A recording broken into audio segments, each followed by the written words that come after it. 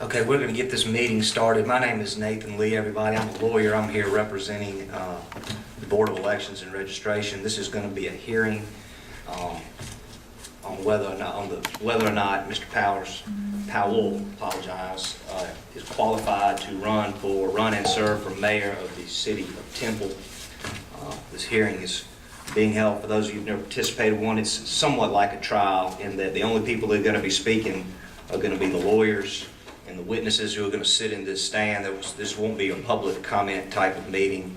I'll be here should any legal questions from the board come up, I'll be sitting over there and asking them. I just want to start off over here because there's a microphone. So if the witnesses would, if you're going to call any witnesses, have them come sit here. The board, are y'all comfortable with the witnesses testifying from here? And if you are testifying, if you would please speak into this microphone. At this point, I'm going to turn it over to the board and to hear this matter. I'm James Gamble, Chairman of the Board of Election. I'm Seth Hobson, the Vice Chairman. Monica Smith, Secretary. At this time, we're calling the meeting to order, and we're going to ask our legal, Mr. Lee, to proceed with the procedures. Okay. This part, the parties are free to make opening statements or go directly into the evidence, whatever their preference is. Mr. Lee, excuse me, I'm David Macklin. I'm here on behalf of Carroll County. Stacy Blackman is here with me, who is the county attorney. We're here today based on the contract that the county has with the city of Temple. And the Carroll County is obligated under that contract to appear on behalf of the city of Temple if we have been requested to do so, which the county attorney was asked to handle this matter on behalf of the city of Temple. So we're here, we're prepared to go forward. I don't think that there's any need for a long opening statement. We're prepared to go into present the evidence. We believe that this is a relatively simple matter, but many times I've been in court before, things that you think are simple are not simple, but we're prepared to go forward. Good afternoon. My name is Derek Rouse. I represent Mr. Gerald Powell. Like my colleague said, when you come to court, sometimes what you think is simple is not simple. We won't have a lengthy opening. We'd rather go ahead and get started and proceed with the hearing. Call you first, witness. Mr. Lee, what we have, presented copies of this to Mr. Rouse already. I have an index of documents that really, there's only one piece of what I would consider to be evidence in here. We believe that this is, and I've talked to Mr. Rouse about this, this is not a trial. We want to do this with due process and to try and give every party an opportunity to fully have their say. I've prepared a list of documents which I believe are pertinent to this particular proceeding. By way of introduction, and I said I didn't want to make an opening statement, but I do need to feel at least some need to explain what we're doing here and how we're doing it. The statute that we're operating under provides that the election superintendent is to make a determination as to whether or not a candidate is qualified for election and to hold office. In this case, that would have been the election superintendent of the city of Temple. The city of Temple has requested under its contract with the county that that decision-making authority be transferred to the Carroll County Board of Elections, so that you are, instead of the Temple election superintendent, you as the Carroll County Election Board are making the decision here. Rather than it just being one person, the election superintendent of Temple, there's three of you making that decision. And so in that regard, it would be the election superintendent of Temple would be free to consider anything presented to her. I'm going to present to you what we believe are the necessary documents upon which to decide this case. And there's really two things.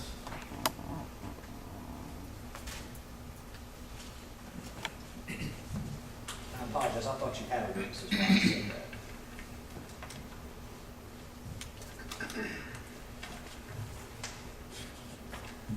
That's one document. The other,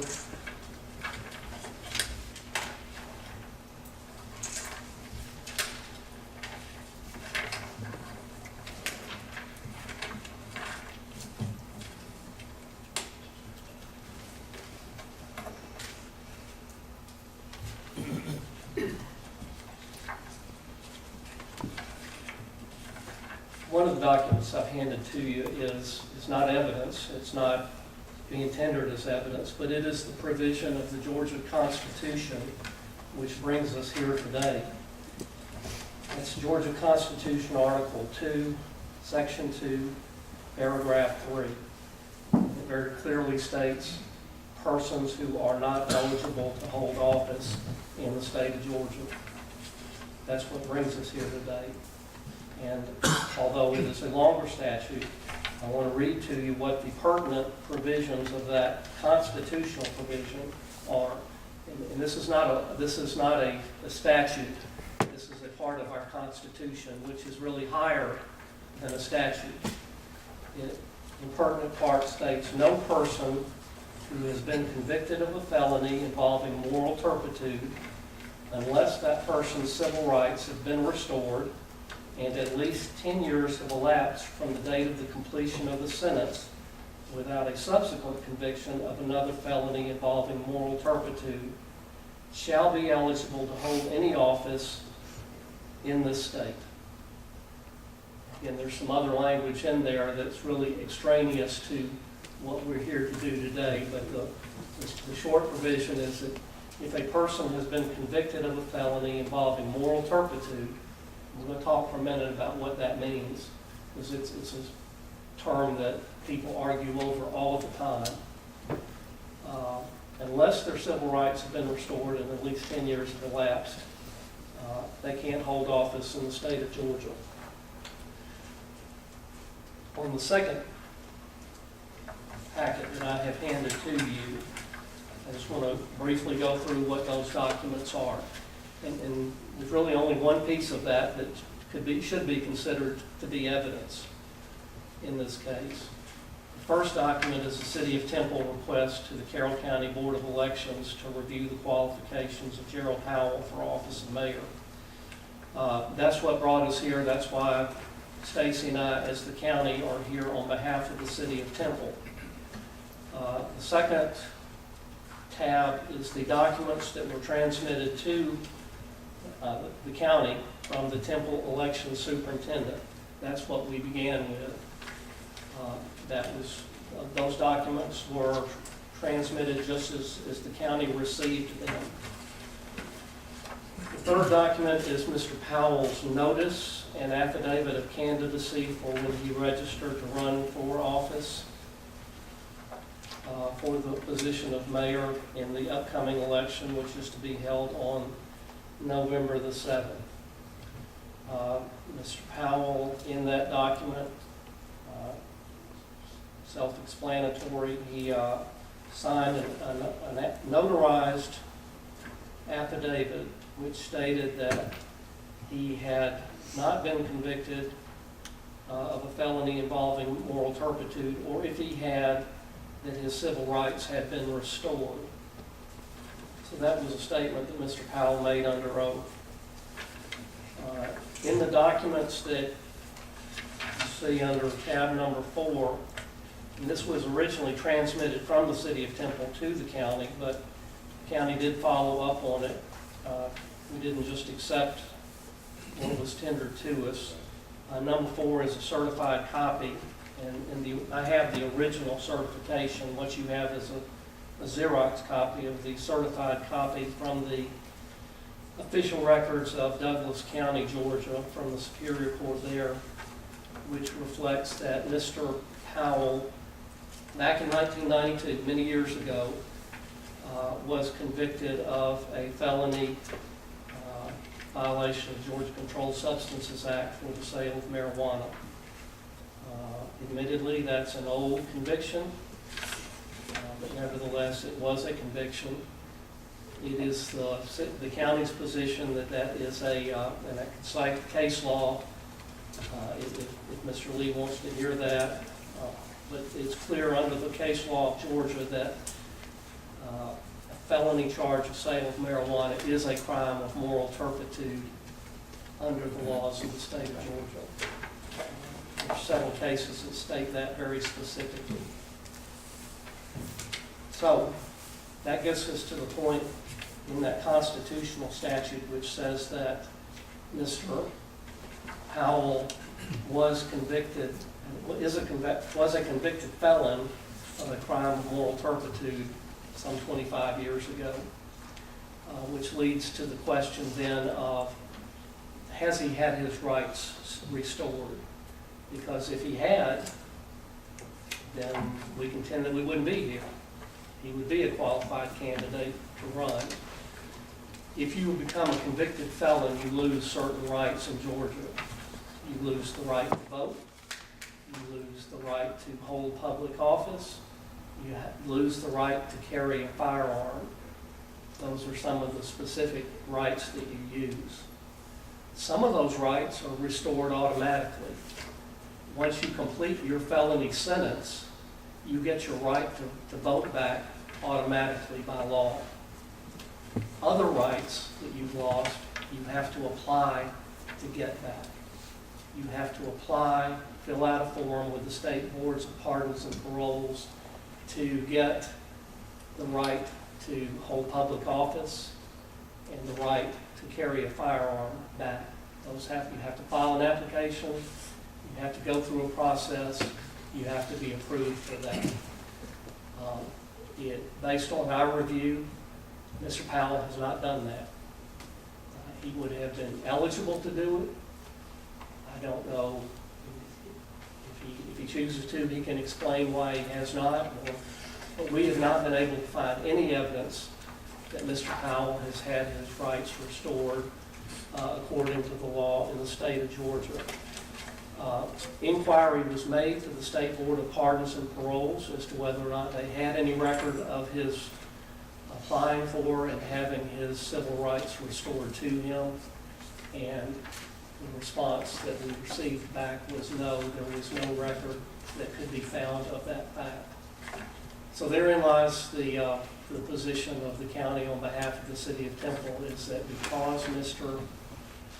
And again, that certified copy of the conviction is really the evidence that we're presenting to you, that without proof of his rights being restored is sufficient and really mandates a decision by this board that he is not qualified to be a candidate for election for the position of mayor.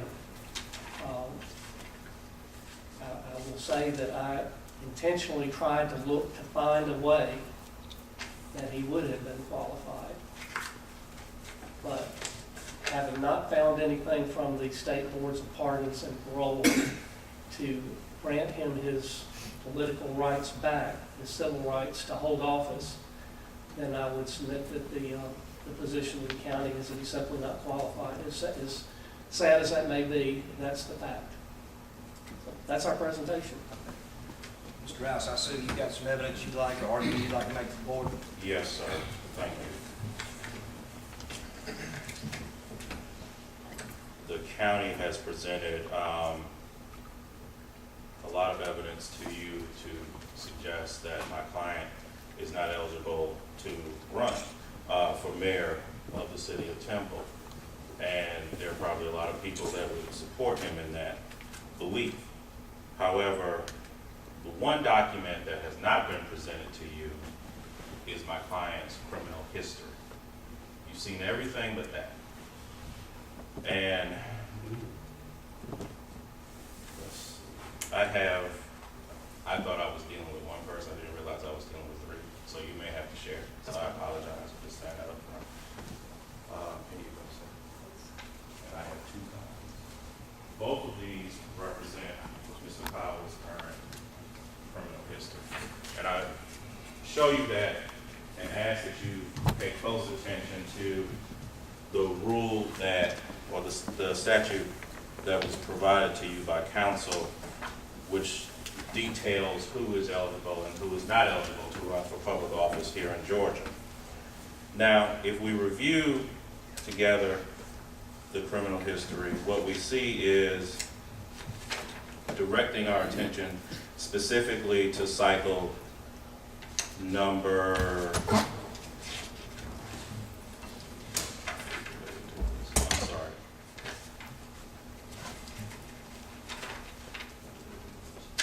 to the last cycle where it talks about specifically the possession of marijuana or the sale of marijuana.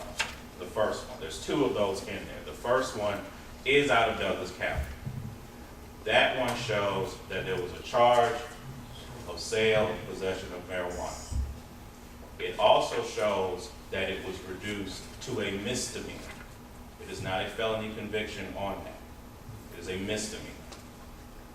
The second one, the last one, that shows that it's out of Carroll County, not Douglas County. Now, we, just a few moments ago, went downstairs and spoke with the clerk of Carroll County. And I have a copy of this document also. Let me give you this.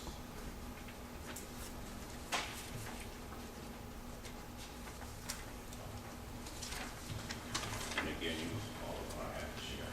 This is the certified copy from Carroll County. And this shows that there is no criminal record whatsoever dating back from 1990 to 1998, which is around the alleged time this conviction was supposedly have occurred. There is no evidence in Carroll County's records of this conviction. The GCIC shows that the only thing that could be alluding to what is representative in Douglas County is a conviction for something that was reduced to a misdemeanor. The second one shows that it's out of Carroll County, not Douglas County. We maintain that this does not violate the rule that was alluded to because he has not been convicted of a crime, of a felony charge of moral turpitude. It was a misdemeanor. The next argument that we would like to point out also is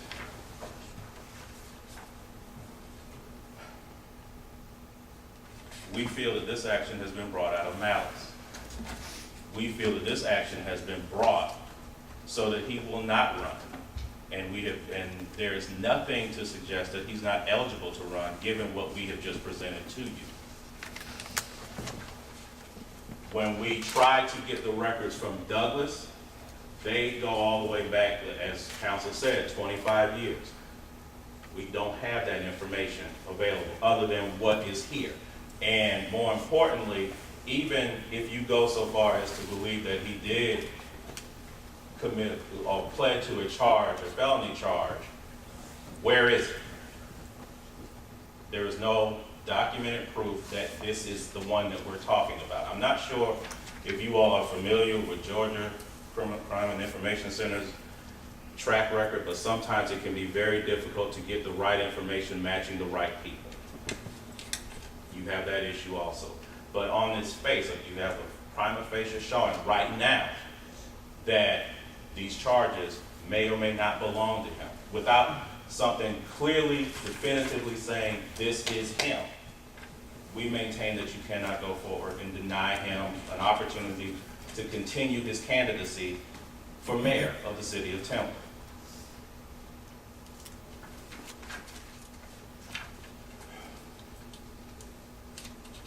Lastly, I would just like to say that without getting all the records, even from Georgia pardons and paroles, we cannot clearly definitively say this is his charge. I can't overstate that because there is inconsistency between what they have shown you and what's on his criminal history, both in the city of Carroll, county of Carroll, and in Douglas. And lastly, the other point, if you look at what was presented in the charging documents, that was out of the county of Carroll, not Douglas. And that's all I have at this time. Mr. Bailey, you further argument? I just, I'm a little bit confused, and if I can you show me what you want?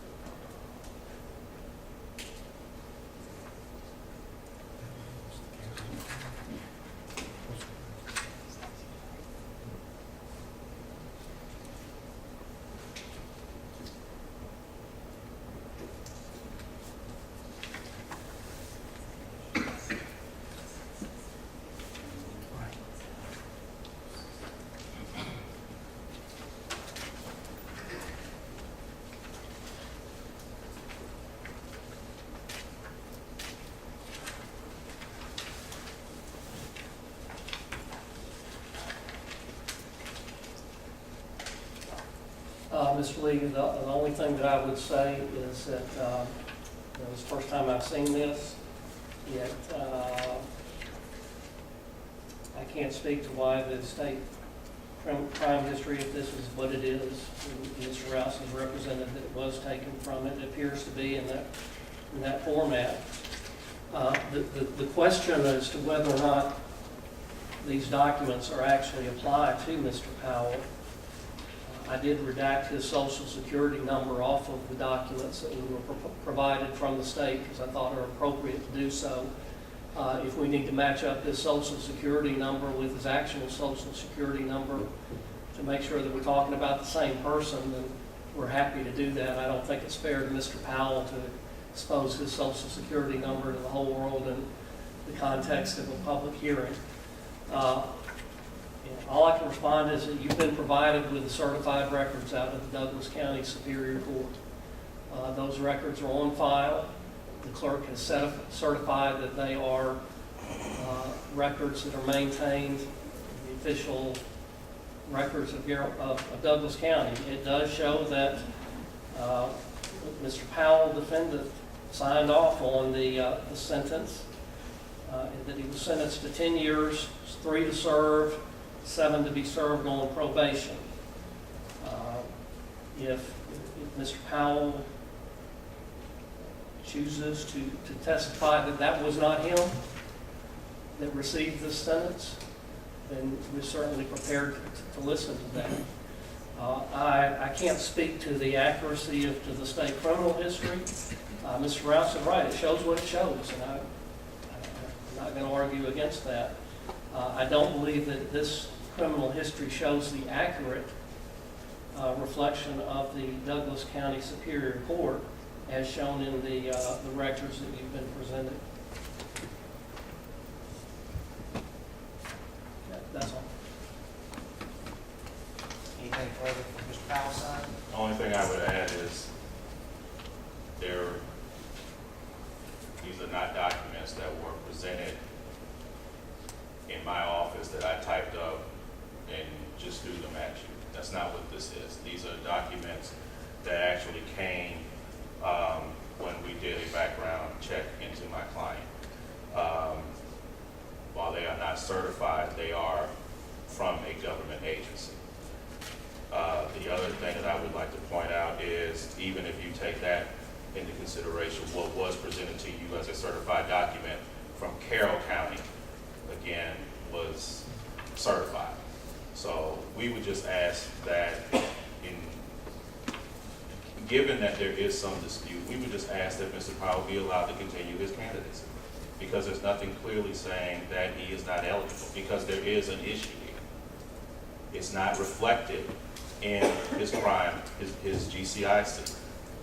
Therefore, there is an issue, and he should be allowed to maintain his candidacy. Thank you. Anything further, Mr. Powell? Yeah, one just last statement. I won't belabor the point because I think you've heard what you needed to hear. The case law here in Georgia is that the burden is not upon the county to prove that he is unqualified to run. The burden under case law is for Mr. Powell to prove that he is qualified to run. We believe that we've met the burden of showing you that he has had the felony conviction of moral turpitude, that there's no apparent evidence that his rights have been restored. I hear the presentation there, but I would submit that that is not a absolute proof that he is qualified. But thank you. All right, board members, it's in your hands to decide unless you have any questions that you would like. Yes, sir.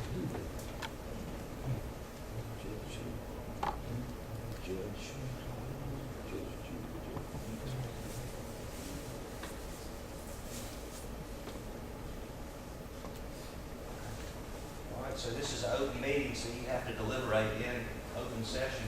Of course, if you need to take breaks, you take breaks. Do either parties have a proposed findings of fact, conclusions of law they want the board to consider, or?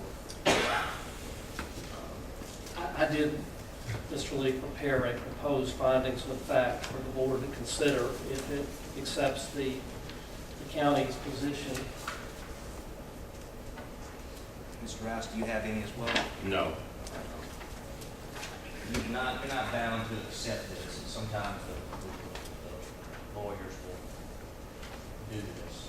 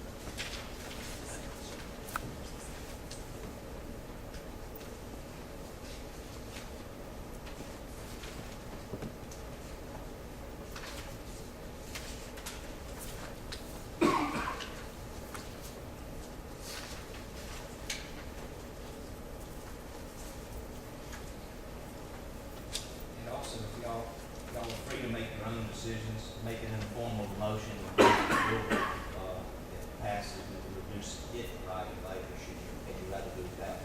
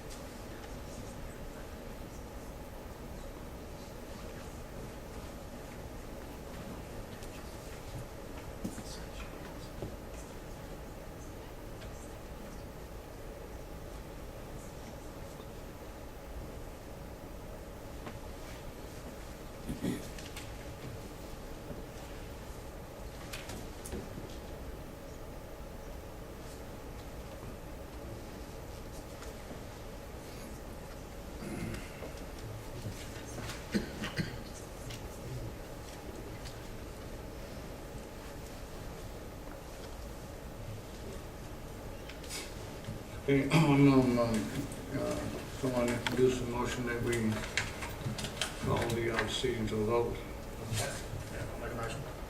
Second. Have a motion and second that we have a motion that we bring this decision to a vote. Any discussion? All in favor? Bring it to a vote. All in favor of denying Mr. Powell's his right to run, still show a raise your hand. Is that in the form of a motion? One motion, yes, I guess. Motion so carried. We're going to accept the findings of fact and conclusions presented by Mr. Mecklin. Yes. I think we need a motion to approve that. Okay. You want to make a motion? Yeah. Monica, do you want to do it? Yeah, make a motion that we approve the findings of the fact presented by the county. I'll second that motion. The motion is something that we approve the finding of the fact presented by the county. Without discussion. All in favor? All three. Motion so We'll carried. just sign it, and we will see that it gets entered in the superintendent's office.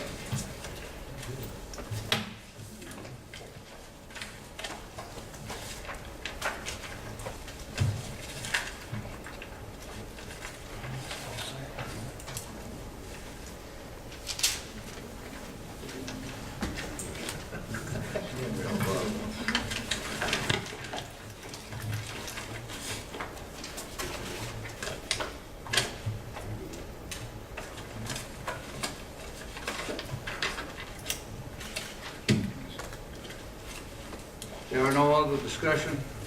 This hearing is come to a close. Okay. Could I get anything that was submitted by Mr. Ross or Mr. Mecklin? I want to get a similar record of your office. Was this submitted? That and that. And then, can you give me a copy of what Mr. Mecklin? Sure. He gave that. Well,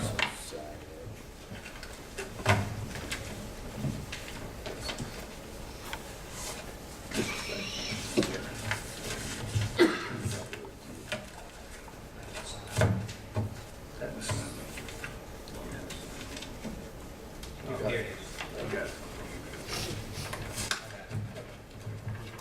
Dated.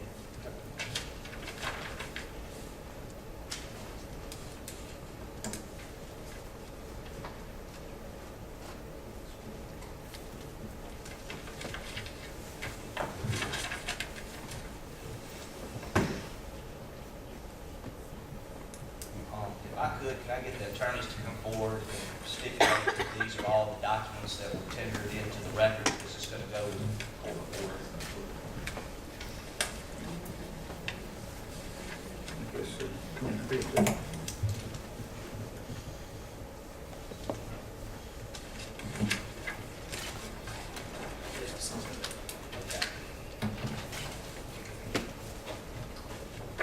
Okay. How would, how would you like us to keep these to be? Because we want to maintain them in the offices.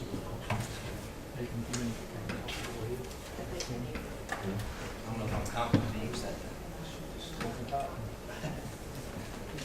You know that? I've got a copy of it.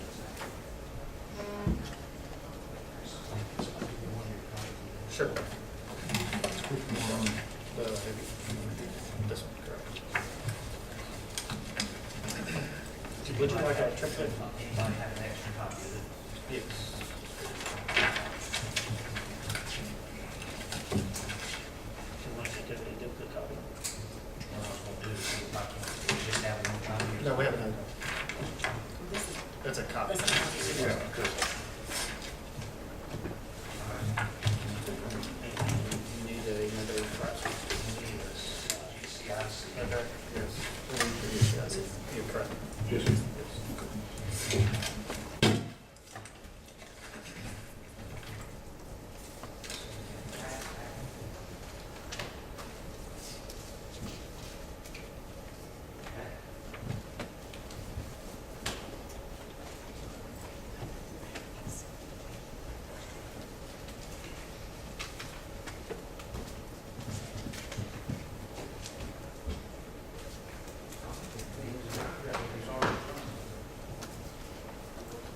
I've already checked. Yeah, they're already done.